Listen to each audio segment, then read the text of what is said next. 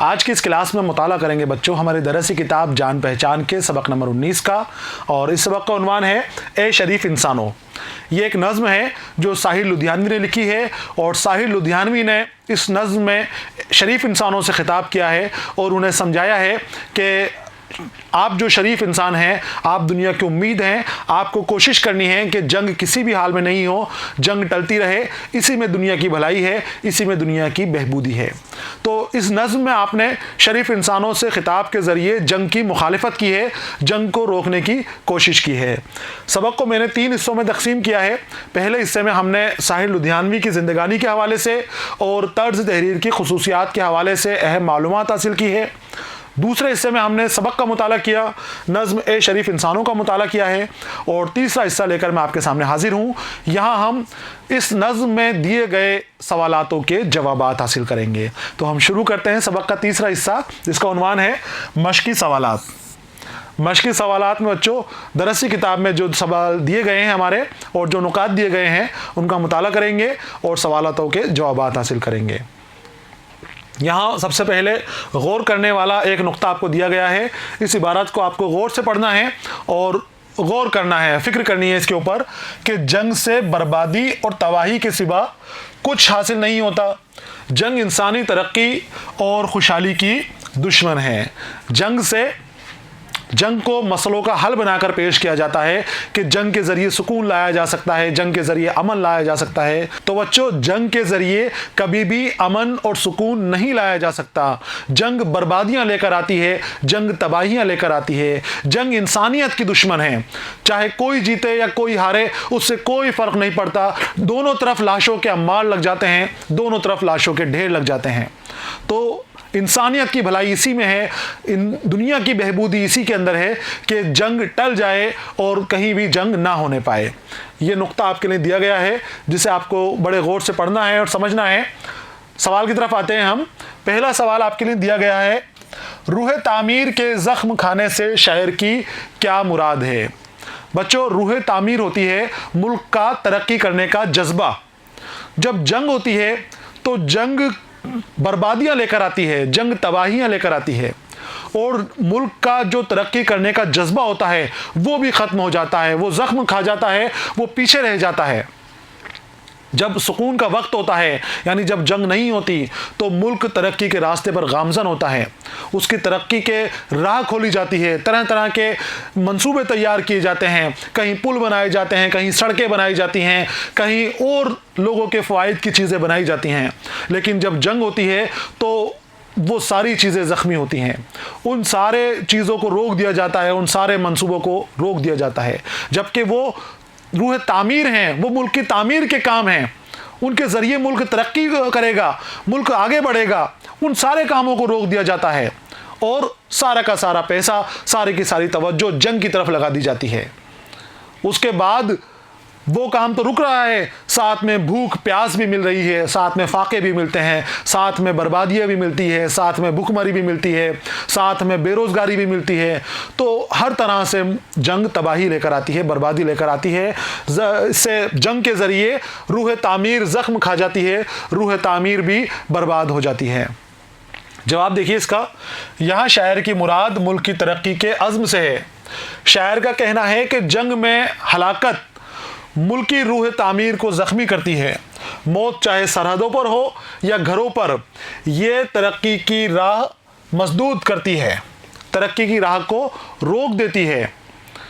तो कोशिश यही करनी चाहिए कि जंग को टाल दिया जाए। अगर जंग की जाएगी तो उसके नुकसानात भी सामने आएंगे, उसकी जो बर्बादियां हैं वो भी सामने आएंगी। और सबसे बड़ी बर्बादी है कि जो मुल्क तरक्की कर रहा है, तरक्की के रास्ते पर गामज़न है, मुल्क के अंदर जो आगे बढ़ने का जज्बा है वो जज्बा ख़त्म हो जाता है, मुल्क पीछे हट जाता है, अपने मुकाम से पीछे चला जाता है।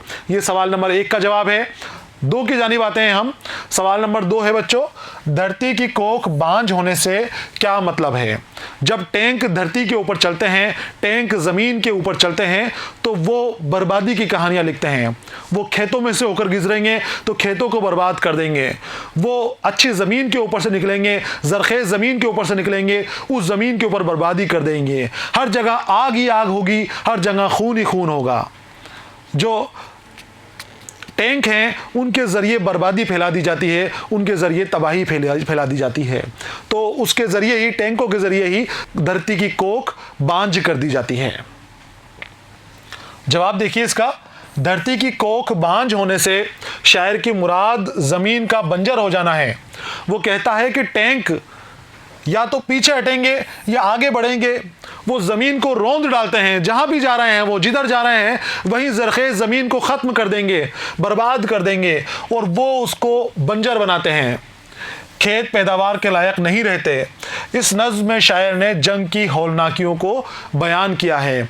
जो जंग बर्बादियों की कहानी लिखती है, टैंकों के ज़रिए बर्बादियाँ फैलती हैं, खेत खलिहान जल जाते हैं, ख़त्म हो जाते हैं, खेत खलिहानों के अंदर जो पैसा लगाया जाता है वो ख़त्म हो जाता है, वो बर्बादियों के अंदर पूरा हो जाता है।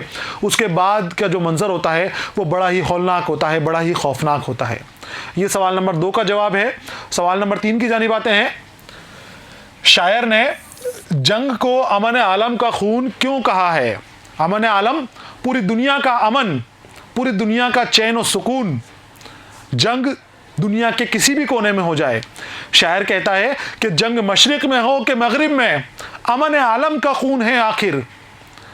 कहीं भी जंग हो जाए, दुनिया में कहीं भी जंग हो, पूरी दुनिया के अंदर चैन और सुकून ख़त्म हो जाता है। पूरी दुनिया उस जंग से मुतासिर होती है। उस जंग की वजह से जो महंगाइयाँ हो जाती हैं, चीज़ें कम पड़ जाती हैं, उस जंग की वजह से जो खून खराबा हो जाता है, वो पूरी दुनिया के अंदर बर्बादी की कहानी लिख कर आता है। पूरी दुनिया उससे मुतासिर होती है। जवाब इसका देखें आप, शायर जंग को दुनिया के अमन के लिए ख़तरनाक समझता है। वो उसे अमन आलम का खून करार देता है, पूरी दुनिया के अमन का खून।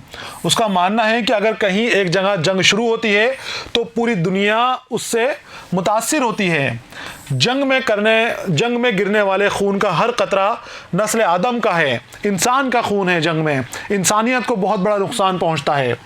उसमें मशरिक़ और मगरिब की कोई क़ैद नहीं, और इसीलिए जंग अमन आलम का खून करने के मुतरादिफ है। जंग कहीं भी हो, वो पूरे आलम की, पूरी दुनिया के अमन का खून करती है, पूरी दुनिया के अमन को तबाह बर्बाद कर देती है। बेचैनियाँ फैल जाती हैं पूरी दुनिया के अंदर, अफरा तफरी फैल जाती है जंग की वजह से।